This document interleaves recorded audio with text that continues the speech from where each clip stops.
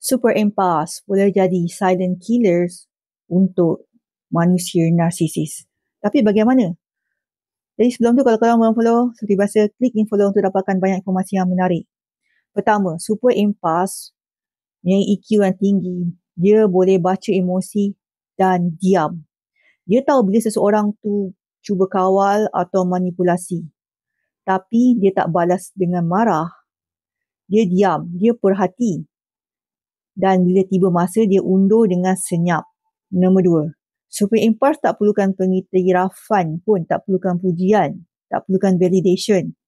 Narsis ni hidup dia untuk dipuja, disanjung, diagungkan. Tapi super empaths, dia kuat dari dalam. Dia tak perlukan sesiapa, dia hanya perlukan Allah. Dia tak perlukan pujian untuk rasa cukup. Ini buatkan narsis rasa macam terancam tau. Sebab dia tak boleh kawal orang yang tak bergantung pada dia. Nombor tiga, bila super empaths mula letakkan border, sempadan, narsis akan hilang kuasa. Super empaths bukan berdendam. Tapi bila dia dah penat nak bertahan, nak bercakap dengan orang yang narsisis ni, dia akan tutup pintu dengan tenang. Tanpa drama, tanpa toleh belakang.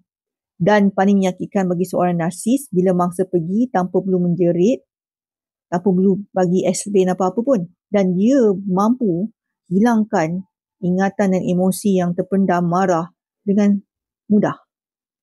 Super empaths bukan lemah, dia cuma pernah terlalu sayang dan pernah disakiti oleh narsisis yang amat dahsyat.